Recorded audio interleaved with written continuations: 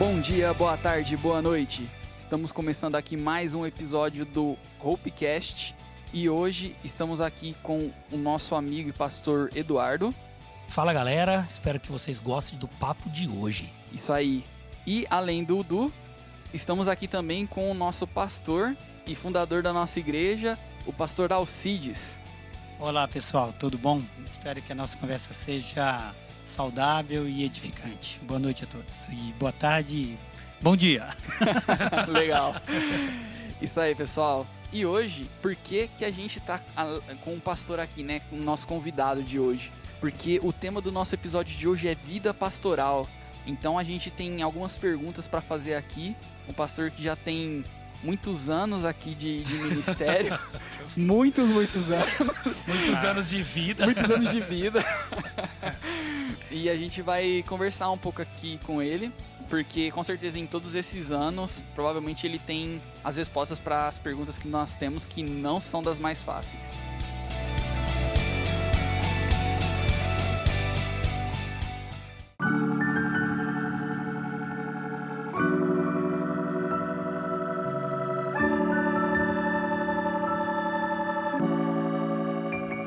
Bem, vamos começar com a primeira pergunta aqui, que eu queria fazer para o pastor Alcides. A primeira pergunta tá na nossa lista, ela tá relacionada com a questão do que é ser igreja, né? A pergunta em si não é o que é ser igreja, mas é unidade. O que é caminhar em unidade e por que precisamos viver em unidade? Ok, caminhar em unidade e viver em unidade. São duas coisas difíceis que, acredito eu, e biblicamente, não tem condições de o ser humano criar unidade, porque ela é algo já realizado pelo Espírito de Deus. Então, se você quer caminhar em unidade, você precisa estar ligado e orientado pelo Espírito Santo, né? Viver em unidade é você estar sendo orientado pelo Espírito Santo.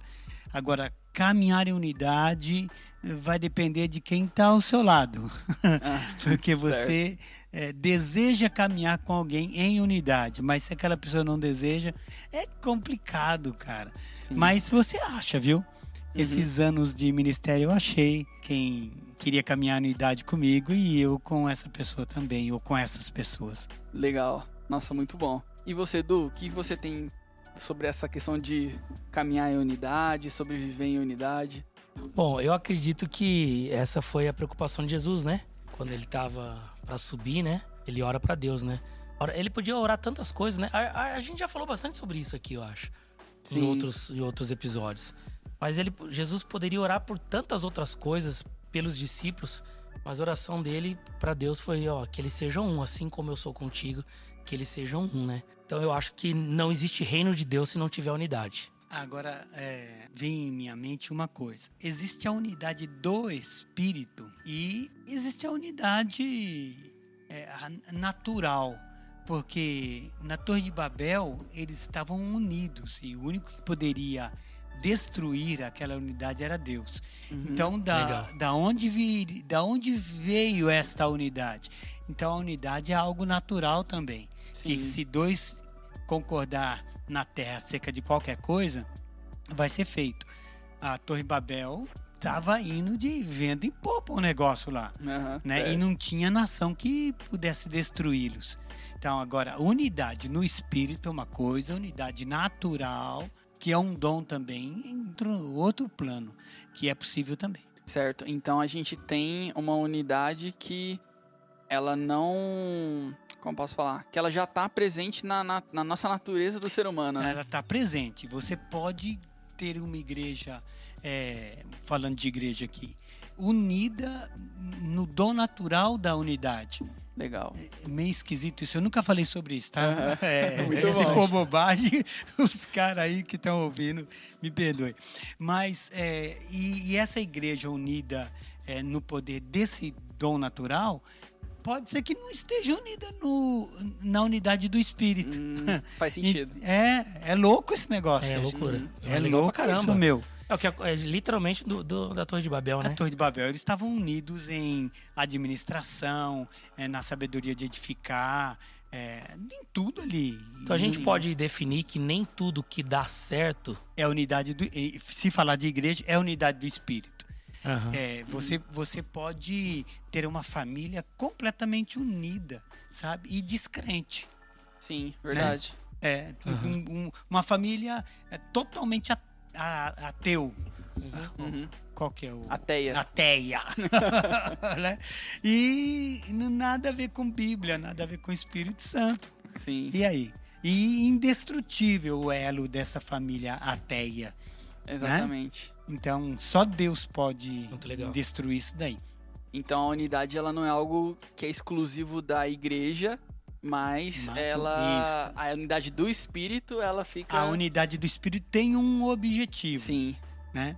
E você, com a sua esposa, com seus filhos, você pode ser a família mais unida da face da terra, da rua onde você mora, da vila onde você mora, do bairro, e indestrutível. Pode as famílias se desfazer e você não, e a sua família não. Legal. Muito bom. Eu não tinha parado pra pensar desse... E eu também não, foi tudo agora. Fala, Deus. Vamos lá. Ai, que legal. Nossa próxima pergunta... Nossa, essa pergunta é muito boa. Quando eu vi ela, eu fiquei curioso. A questão do chamado, do seu chamado. Você já passou por alguma crise no seu ministério? Passei muitas. Aliás, só um parênteses, quantos anos de ministério? Então, eu me converti em 1970. Ninguém aqui era nascido. Não existe podcast. Não existia... Vamos lá. O que não existia? Não, a rádio existia, a radinha a pilha. Então, você perguntou, o que é podcast? Ele perguntou pra mim. O que é Ah, podcast? tá. Aí eu falei assim, você lembra da rádio? Então, É tipo a Mas rádio. sem válvula. É tipo a rádio. Sem pilha. Porque na minha época era... Os caras não estão me vendo, mas estão imaginando. Sim. Né? Então, mas tinha a televisão... a válvula, que muita gente não sabe o que é. Você sabe, Vini? Não. Eu Uma ideia. não vi, mas eu sei de ter visto fotos. Esse negócio assim, parecido com Deus. Tem gente que não viu, mas criou. Tipo isso. Muito bom. Crê que existe. Entendeu?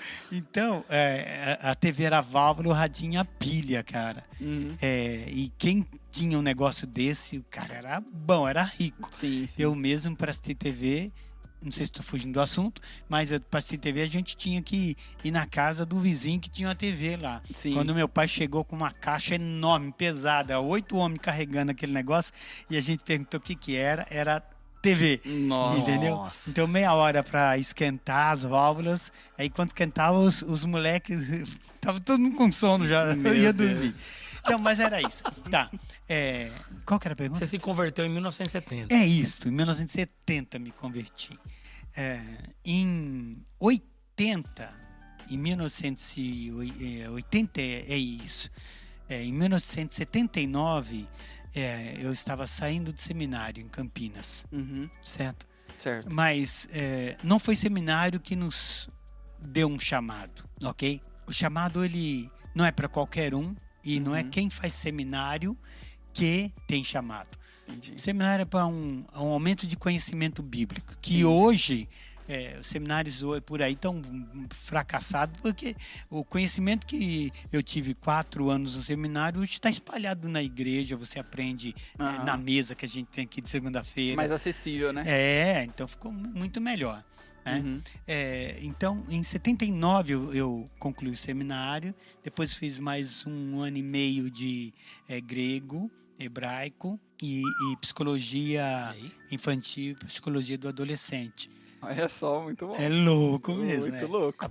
Por outro lado, hoje os seminários teológicos não têm isso. Assim, muito difícil. Não tem, Era um seminário em Campinas com muita estrutura teológica, assim, né? Tem algum seminário hoje que a teologia é só na placa. Realmente. Lá dentro não tem. Então, para eu ir para o seminário, ser mandado para o seminário, não porque eu ia me tornar um pastor lá, mas o chamado veio antes. Sim. Certo? O chamado veio antes. Eu estava num congresso da nossa convenção, ainda antigamente, né? Convenção Batista Independente, na cidade de Campinas. A gente estava ali. Eu senti, depois de uma ministração sobre vocação, né? Eu senti o chamado de Deus para o ministério de ensino, esse ministério da palavra, né? Você ensinar a palavra, pastorear uma igreja, você tem pessoas que pastoreiam, cuidam de pessoas. Você tem pessoas que pastoreiam a igreja ministrando a palavra, o ensino, é diferente. Sim. Tá? Então, eu recebi esse chamado naquela manhã e foi muito legal. A partir daí, fiquei 10 anos na igreja, trabalhando com pastor, como auxiliar de pastor, e trabalhando em outras cidades, convite do pastor local, em congregações, né, da igreja mãe. Eu nasci em São Caetano do Sul, a igreja era em São Caetano. Então, eu trabalhei na cidade de Ribeirão Pires, fundamos igreja lá, trabalhamos na cidade de Mauá. E quando fomos para o seminário, em final de 75, quando fomos para o seminário, aos finais de semana a gente trabalhava, não ficava no seminário ali. Ele não era assim um programa só noturno. Então você era envolvido o dia inteiro, sabe? Era aulas o dia todo. Era né? Integral. E os livros não tinham livros como a gente tem hoje. A maioria deles era em castelhano. Então era complicado, cara, você estudar. Então você tinha que ter todo o tempo. Então a igreja local em São Caetano nos ajudava com a subvenção do seminário, mandava ajuda ali, né? No seminário em Campinas. Nesse período eu trabalhei muito em Sorocaba, nas igrejas de Sorocaba, aí nas férias Brasília, Rio Grande do Sul, Goiás. A gente viajava o Brasil nas férias, dando auxílio para os pastores ali, né? E aprendendo com eles também. Sim. Era uma vida louca. Imagina. Então o chamado veio antes. Aí depois de tempo que a igreja nos enviou para o seminário, entende? Aí lá no seminário a gente aumentou um conhecimento bíblico. Nesse conhecimento bíblico geográfico, histórico, arqueológico, psicologia infantil também, um monte de coisa a gente aprendeu lá. Teologia pastoral, aconselhamento pastoral, tem muita coisa. Quando eu volto do seminário, né, em 80, eu fiquei de 1980 até 1990 trabalhando na igreja local. Não é porque eu saí do seminário e saí como pastor. Eu saí como auxiliar do meu pastor local, trabalhando na igreja local, nas congregações e no tempo de férias atendendo igrejas de outros estados. Sim. Tá? Foi assim, mas fora isso, trabalhando, me casei em 81, né? Eu não sei se vocês vão perguntar isso, mas eu me casei em 81 com a pastora Mara. Com isto, a gente trabalhava em fábrica, né? Eu saí do seminário, não era sustentado pela igreja, eu trabalhava na General Motors do Brasil. Mas para todo mundo ali eu falava que um dia eu estaria saindo, e eles achavam loucura isso. Como você vai sair daqui ganhando o que você ganha? Né? Engenharia de controle de produção de veículos, um setor tremendo ali, né, na General Motors. E sair com o que você ganha e ser pastor, não sei o que lá, aquela coisa toda. Os caras zombavam muito da gente. Mas eu sempre planejei, nas minhas horas vagas ali, eu planejava sobre a igreja, o que fazer com a igreja. Não sei se vocês vão perguntar isso também, a gente tem um tempo limitado aqui, mas estou falando muito da minha vida também. Tudo bem, pode falar. Mas dentro daquilo ali eu já planejava a igreja trabalhando em grupos pequenos. E em 1980 não existia isso no Brasil, né? Célula, essas coisas todas. Sim. Então foi um negócio muito dirigido por Deus. E nesse tempo todo, teve alguma crise que você falou? Olha, teve muitas crises. Uhum. Eu lembro que eu estava numa dessas crises, Sim. brava, assim, sabe? Já ganhava bem, estava legal, estava com a minha esposa. Os meninos não eram nem nascidos, não sei, e se eram nascidos também, era um pedacinho de carvão, né? Vocês sabem de que eu estou falando, quem conhece a gente, né? E o outro, um algodãozinho, tá? Sujo. Tá. E aí, cara, eu estava na casa do pastor e com uma crise de identidade, crise ministerial, falando a verdade. Aí eu falei com Deus naquela semana toda: Deus, se o Senhor realmente me quer no teu reino, no seu trabalho, eu sendo pastor de uma igreja, o Senhor precisa confirmar isso para mim, porque para mim já não dá mais, sabe?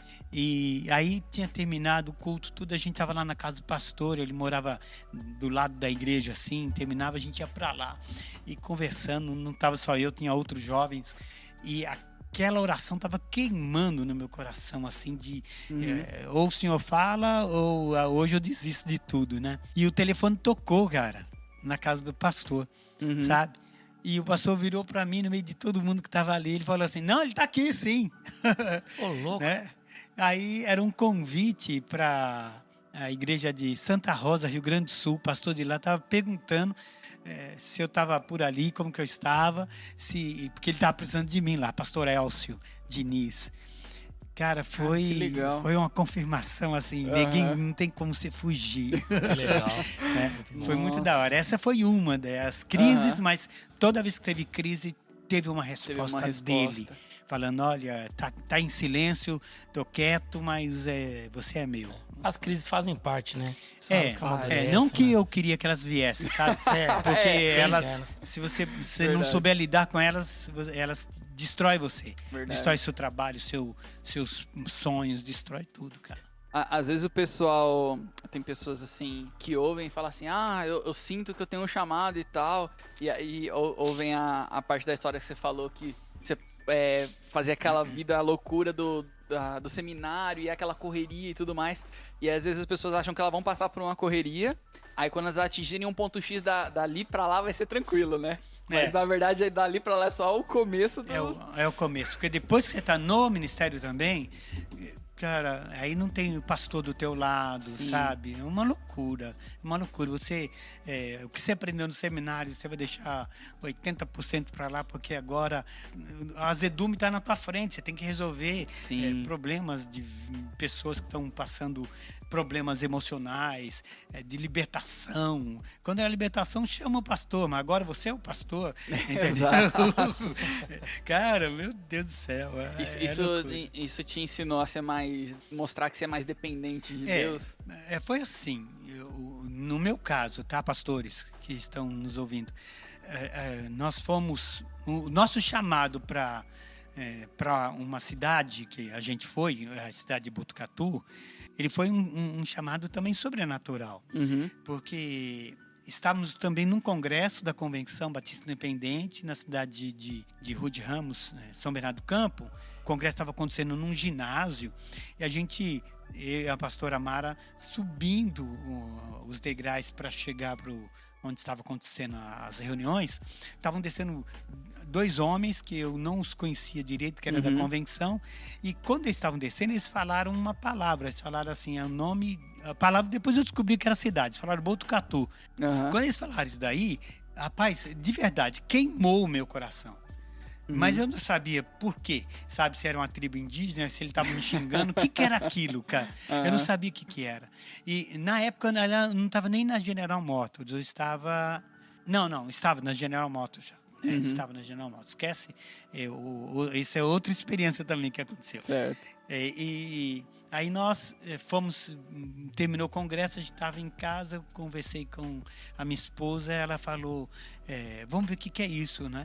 Botucatu. Onde que é? Era uma cidade, o nome significa Bons Ares, e a gente foi descobrindo que era 250 quilômetros da capital, e fomos nos apaixonando. Nós estávamos em Ribeirão Pires o próximo domingo, depois desse congresso, e aqueles 2 homens, um era presidente da convenção, e ele foi na nossa igreja, lá em São Caetano. Ele falou, Deus nos mostrou essa semana que é daqui que vai sair a pessoa que vai para a cidade que nós estamos planejando como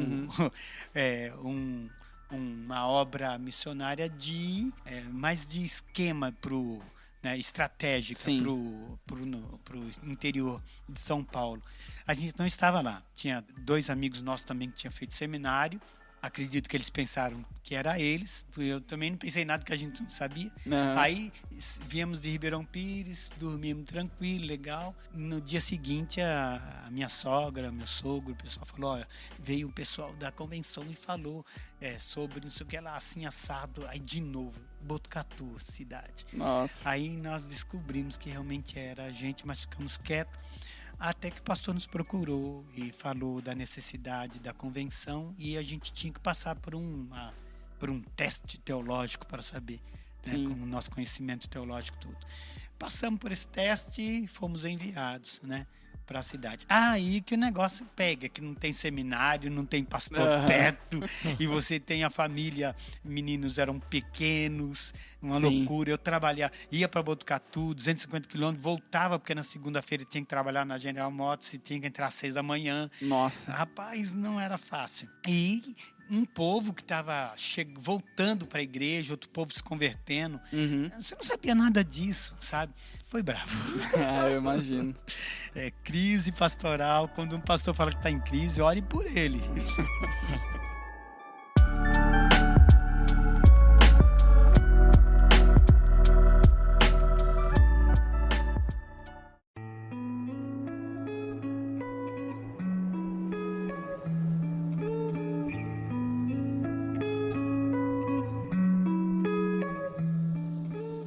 Antes de fazer a próxima pergunta, só a curiosidade pro pessoal. Uma curiosidade é que eu não comentei no início, mas o Du, que tá aqui com a gente, ele é filho do pastor Alcides, né? O pedacinho de carvão. O pedacinho de carvão que foi citado. Assim, o algodão branco é o Marcelo. O algodão branco é o Marcelo. E tem o carvãozinho, né? E tem o outro lá, que hoje tá passando barulho também. Guilherme. A próxima pergunta é: já falaram para o senhor que liderar uma igreja seria um desafio muito grande ou que o senhor não conseguiria? Quando estávamos em Botucatu, primeiro sábado, a igreja estava lotada. Só um parênteses. Antes de irmos para Botucatu, eu imaginava ser pastor de uma igreja, depois que eu fiquei curado nessa área, né, de ministério. E aí eu comecei a imaginar, igreja grande, igreja boa, todo mundo arrumadinho, aquela coisa. E a minha esposa falava, não, é uma igreja com uma portinha só, eu vejo uma rua, estrada de terra, sabe? E rapaz, quando a mulher está debaixo da unção e tem esses sonhos, é melhor você acreditar. Porque quando chegamos em Botucatu, eu vi lá, era um salãozinho, uma porta só, a rua de terra, passava vaca passando na frente, cara. Eu falei, meu Deus, que tem que ser esse negócio de revelação. E no primeiro dia, era a inauguração, tinha a igreja, mais de 10 ônibus da capital tava lá. Então o pastor falou assim com a gente, hoje tá cheio, viu? Mas sábado que vem não vai ter mais ninguém aqui. E aí foi isso. E outros falaram, vai ser muito difícil. Alguém falou assim comigo no dia. Eu pensei que era um pastor diferente. Esse é um cara, sabe? Normalmente pastor sueco, né? Porque a convenção batista nossa convenção foi fundada por suecos aqui no Brasil, em 1911, né? Então eu pensei que era um pastorzão, pé grande, aquela coisa toda. Barrigudão, aquele neguinho grandão, magro que dava doga, paletó listrado, aquela coisa, sabe? Meu Deus do céu. E aí, muito novinho, 2 pirralhinhos, né? 5, 6 anos, uma coisa assim que eles tinham. Rapaz, e eles falaram, eu pensei, vocês têm que orar muito, o cara falou comigo, eu guardei isso daí.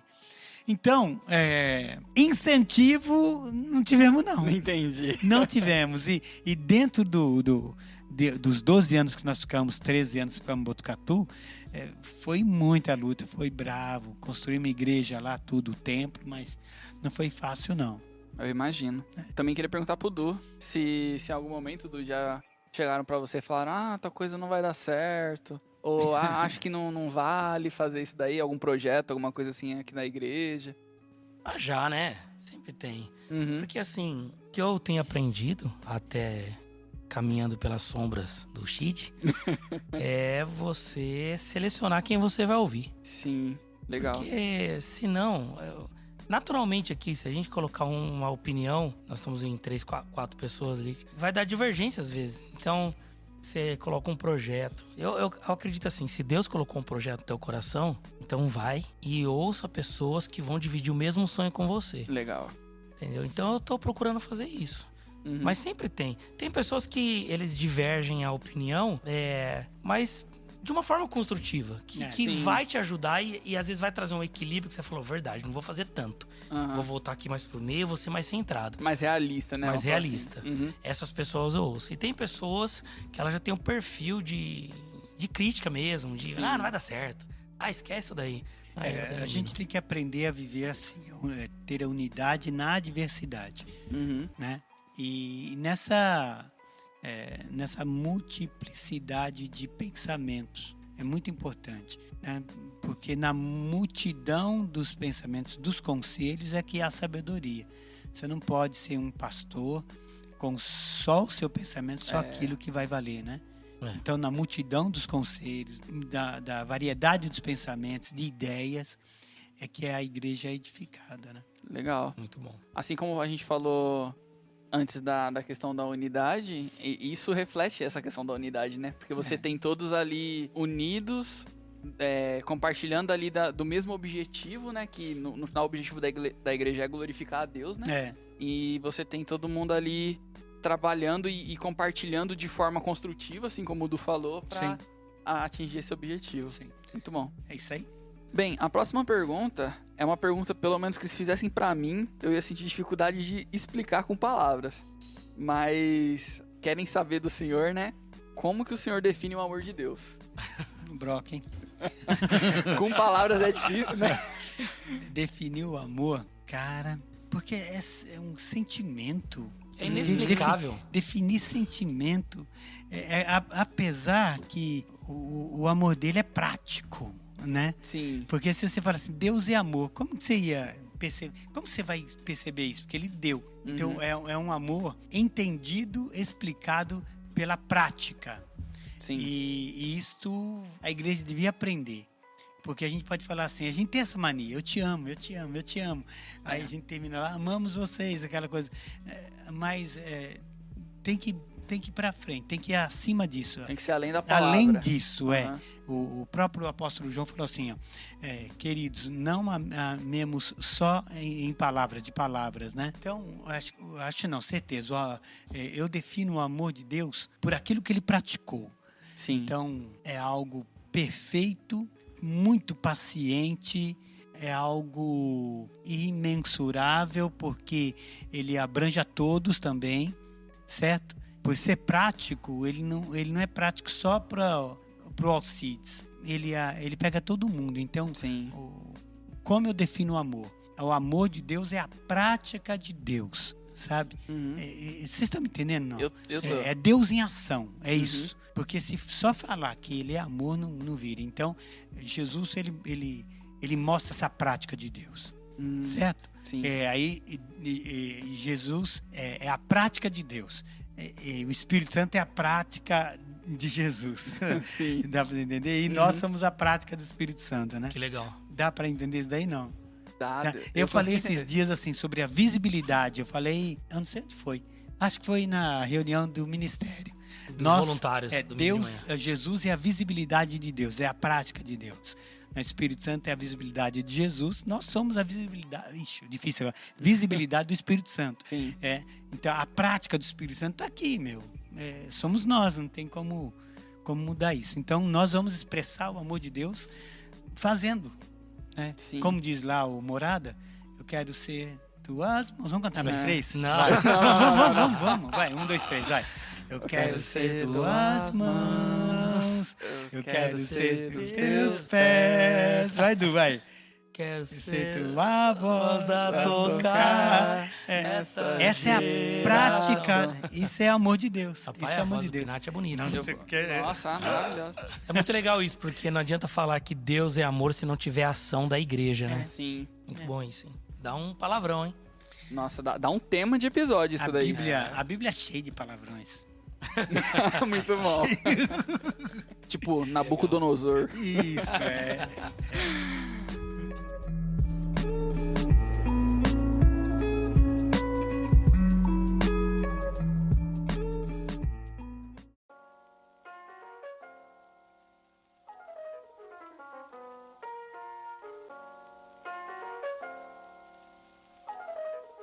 Indo para a próxima pergunta, a gente tem: como viver e agir como uma criança, como Jesus nos ensinou a ser? Vai de novo. Como, essa é legal porque você falou que aprendeu sobre psicologia infantil, hein? Vamos lá.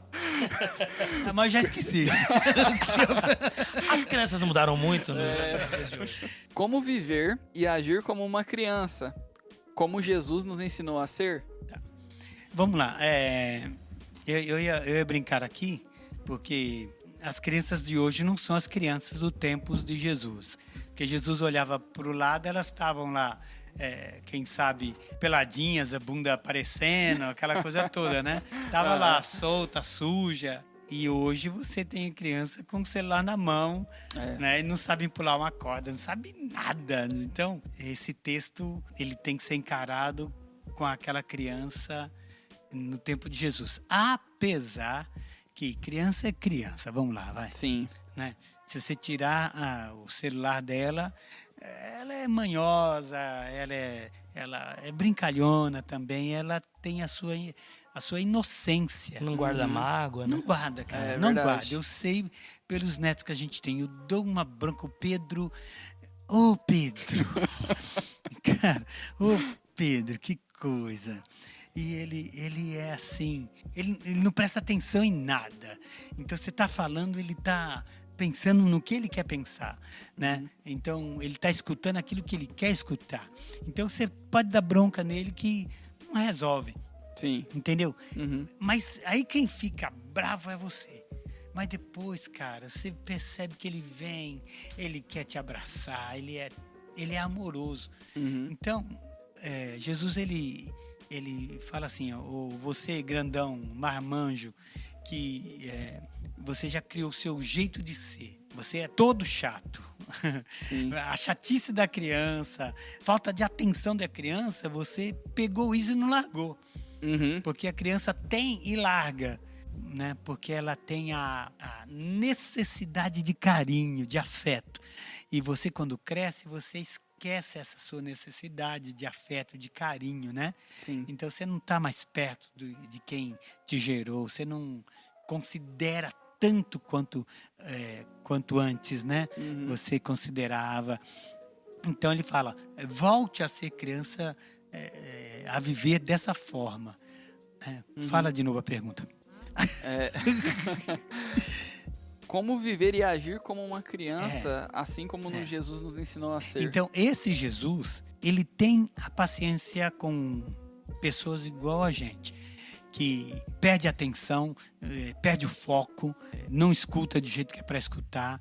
Ele tem a mesma paciência que o pai tem com o filho, que o Du e o pai do Du tem com o Pedro. Esse Jesus tem a mesma paciência com a gente. Uhum. Ele quer apenas que a gente volte àquele lado que a criança tem. Sim. De, mesmo sendo o que é, esquisita, mas ela tem a falta de afeto. Ela tem, a carência. Ela tem essa carência. Uhum. Então, ela é chata, ela é desobediente, mas daqui ela não perde esse afeto, essa vontade de estar no colo do pai, sabe? De mostrar dependência do pai. Sim. Né? Eu vejo o Du e o Theo, um menino de 4 anos, cadê papai, eles falam, sabe? Uhum. Cadê? Então, falta isso em nós. Muitas vezes, falta isso em nós. Cadê papai, né? Sim. Falta essa pergunta. Por quê? Porque a gente já acha que... aliás, a gente acha nada. A nossa chatice nos fez...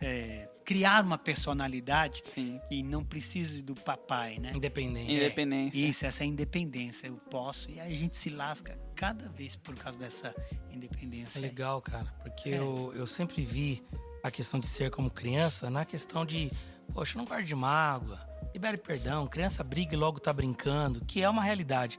Mas eu nunca tinha percebido que esse texto também se trata sobre ser totalmente dependente de Deus. Sim. De voltar, né, a olhar né? Mesmo crescendo tanto tempo na igreja ou na idade, Edu, né? ele até suporta, Deus suporta a nossa chatice, esse nosso momento de, eu consigo. O ego, né? Ele até suporta, mas ele não quer que você esqueça que ele é pai e que você precisa você precisa dele. Ele não quer que você esqueça disso. Por isso que ele falou, vocês precisam ter essa inocência, esse jeito de criança. É chatinho, sabe? Faz coisa errada, mas corre pro colo do pai, corre pro colo da mãe. Legal. Sabe? Não pode esquecer disso. Eu lembro até daquele louvor, né? Quero ser como criou. Vamos cantar. Te amar pelo que és. Agora essa parte. E voltar à inocência. Acreditar. Quem cantava em ti. isso? David Keelan. Segura essa daí. É muito bom, cara. Esse louvor, ele ilustra exatamente isso. Bom, é um outro tema pra palavra. Deus Só tá falando, surgindo cada temas de palavrão palavra que tá aqui, ó. saindo aqui hoje, viu? Muito bom. Bem, a última pergunta que a gente tem aqui, essa é uma pergunta muito boa. Eu não acho ela tão difícil até de responder, mas eu acho a pergunta em si muito boa, que é: como ser cheio da alegria do Senhor?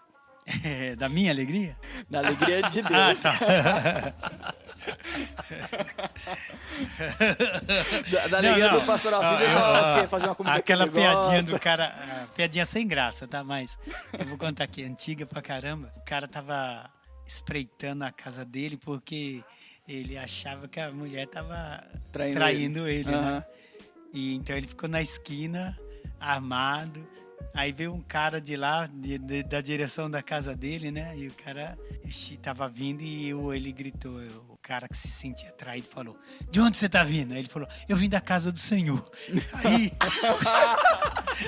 foi morto. E o cara tá vindo da igreja. Então, eu vim da casa do Senhor. Tá bom. Tá, sem graça, mas pra caramba. Eu acho que não é isso que a Bíblia quer dizer quando Deus fala de morrer pelo nome dele. Não é muito bem. Não. Ah, tá. Tá, vamos lá. Como que é a pergunta? Como ser cheio da alegria do Senhor? Deus. Isso, de Deus. Jesus disse assim, ó, que nós teríamos paz no mundo, né? Não, eu vos dou paz, não como o mundo... Como o mundo vos dá. Significa que o mundo dá paz. O mundo, ele tem essa capacidade de dar paz, de dar alegria. Tá? A gente precisa definir isso daí. Precisa separar essa alegria que eu tenho aqui, essa satisfação que eu tenho dentro. É uma satisfação que vem do céu ou porque aparentemente tudo está legal. E a gente pode estar bem enganado, né?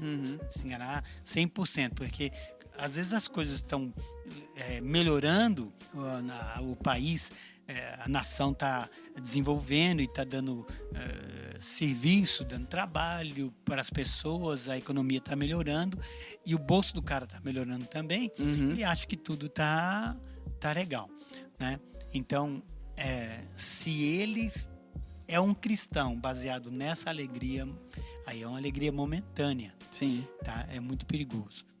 Eu creio que todos precisam passar pela experiência do deserto, do seco, né?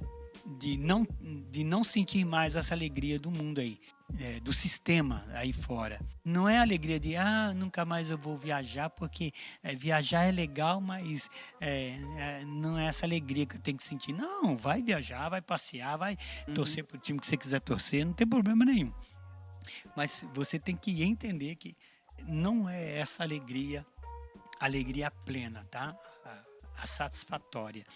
A alegria de Deus, ser cheio da alegria de Deus, é saber passar por essas situações. Escuta, não estou falando de um dia, de uma semana, situações difíceis mesmo, sabe? E você ter um equilíbrio emocional aí dentro. Porque a alegria parece que leva a gente a dizer assim, eu tenho que ficar rindo à toa. Não é isso. A alegria de Deus não é rir à toa. A alegria de Deus não é ficar contando as piadinhas do céu. Aí não tem piadinha do céu. Não é isso. É você ter um equilíbrio tão grande emocional que você vai aprender a passar por necessidade e não reclamar. E não ser tonto também. Eu tô passando necessidade, mas eu tô feliz aqui. Não, você pode, nessa satisfação plena, você pode se entristecer, você pode chorar, mas está cheio dessa alegria plena de Jesus. Sim. Que ele falou. Que você sabe que passando por grandes problemas, virá a resposta do Senhor. Ele vai falar, não, continua aí ainda por um tempo até você amadurecer. Sim. Certo? E para alcançar essa alegria, como que a gente poderia fazer? Qual é a forma Acho de que não alcançar essa tem alegria? ninguém que no mundo cristão que não vai passar por essa experiência. Uhum. É só começar a pedir assim, Deus, me ajude. Deus, eu preciso de um salário melhor. Deus, eu quero casar. Deus, eu preciso da casa própria. Deus, a situação do meu filho está... Todas as nossas orações nos leva aos apertos aqui na terra. Uhum. Porque ninguém terá plena alegria se não for pelo caminho dessa sequidão. Entendi. Tá? Ninguém terá plena alegria. Porque eu não sei se as pessoas que estão nos ouvindo entendem dessa forma. Não, a plena alegria, a ausência de problemas. Não, você só vai ter plena alegria em Jesus passando por esses problemas aí. Entendi. Tá? Então, não é isenção de dificuldades, mas a plena alegria, ela é manifesta nessas situações, porque ninguém vai sentir plena alegria quando estiver tudo bem. Entendi. Tem lá sua geladeira cheia, seu carro do ano, sei lá o que, tudo certinho. Como você vai sentir plena alegria do Espírito Santo? Essa alegria que é falsa.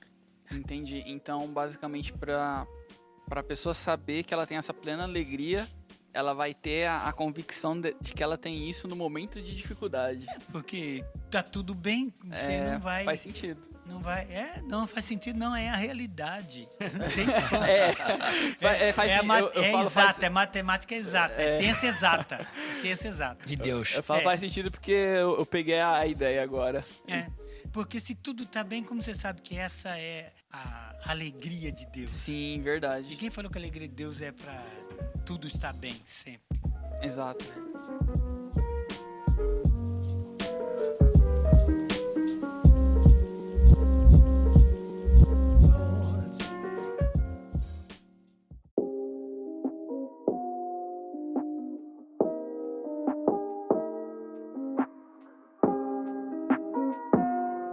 Bem, a gente vai chegando ao fim desse episódio.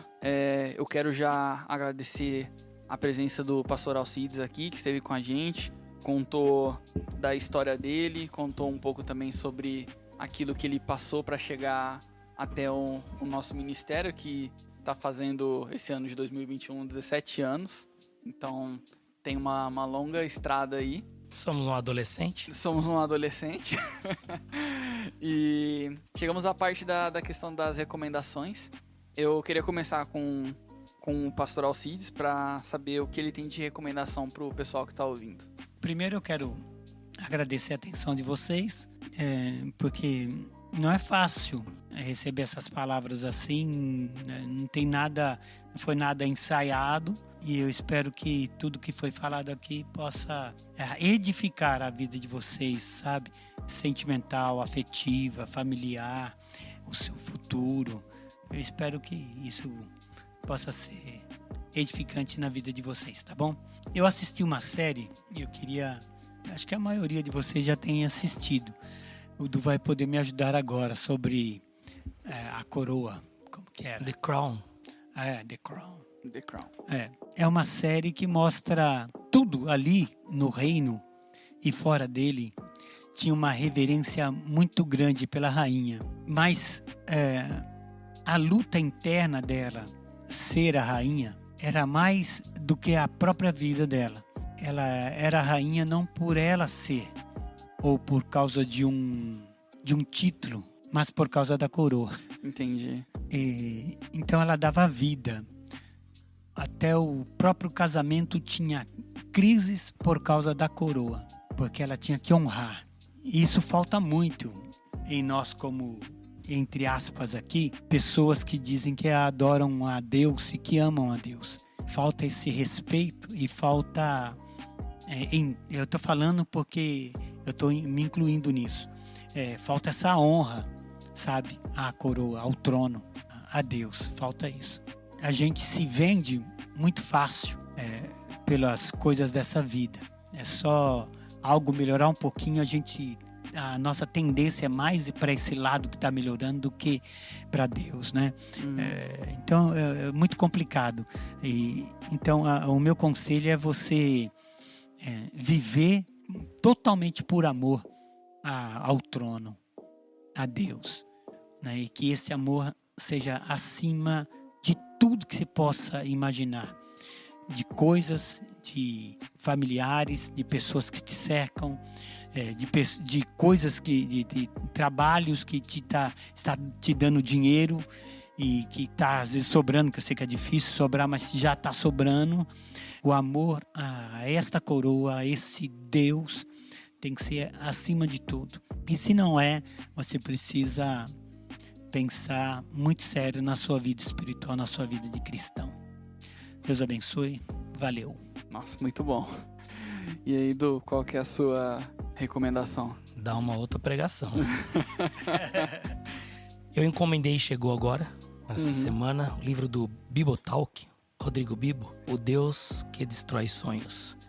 Muito bom, entendeu? Quem tiver a oportunidade de estar comprando, pode comprar, de verdade, assim, o pouquinho já que eu li, não li ele em todo, mas o pouquinho que eu li eu já vi que é cristocêntrico, é do reino mesmo, vai fazer muito bem para quem estiver lendo. Inclusive, você vai abençoar a minha vida quando acabar de ler. Você me empresta ele. Tem que entrar na fila, já tem uma galera. Já tem uma fila? Meu Deus.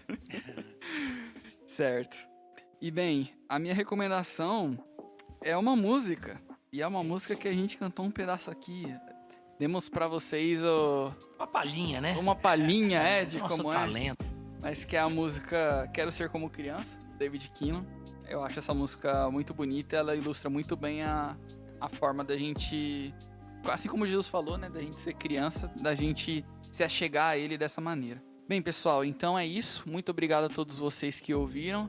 Eu novamente agradeço a presença do pastor Alcides, agradeço a presença do Du, a presença do Vini, que ele ajuda a gente aqui com a questão da edição. É isso. Como sempre, eu gostaria de reforçar, se você gostou do episódio, manda para algum amigo seu. Acompanha as novidades na nossa página no Instagram, @RedeHopeCast. E é isso aí. Muito obrigado. E como é de praxe, a gente tem um versículo aqui para deixar no final. E o versículo de hoje ele está em Eclesiastes 3:1, que diz: tudo tem o seu tempo determinado, e há tempo para todo propósito debaixo do céu. É isso, gente. Valeu e até mais. Abraço.